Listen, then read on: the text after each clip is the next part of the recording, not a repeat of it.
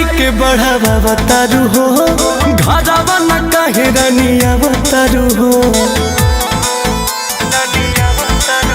हर दिन विदाई के बढ़ावा बतारू हो, घरवा न कहे रनिया बतारू हो। कबहू न कोनी राजा तेजिया परब, पहिले पहिले देवी पूजन करब, असोई हवा कुअरबे में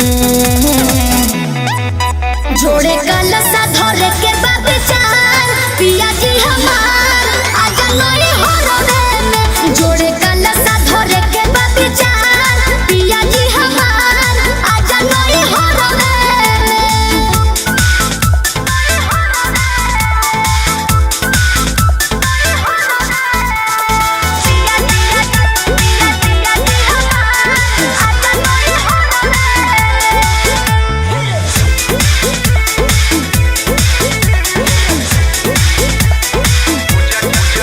पूजा करे के मन जे बाटे हो रानी बाटे हो, अब घर ही करे के साथे हो रानी साथे हो।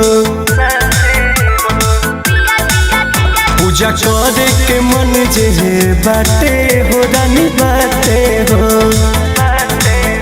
अब घर ही करे के साथे हो रानी साथे हो।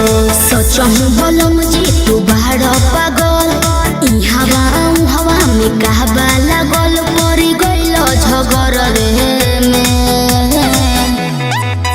जोड़े कलसा धरे के विचार पिया जी हमार आजा नई हरबे में। जोड़े कलसा धरे के विचार पिया जी हमार आजा नई हरबे में। पिया पिया पिया पिया जी हमार नई हरबे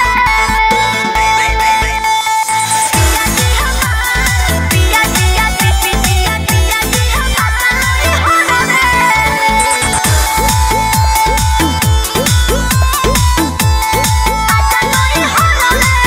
रोकी है नयम कुछ गरदा हो रानी गरदा हो, जहाँ मन बापुरा ला सरधा हो रानी सरधा हो।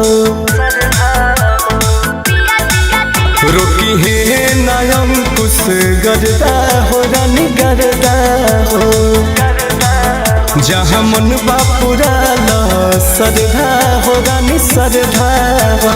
मन जोगे अब के तू कही दिल बात, हंसी खुशी संगे कोइल जाई पट गट जोड़ के अचरबे में। जोड़े कलसा धरे के विचार पिया जी हमार आजा नई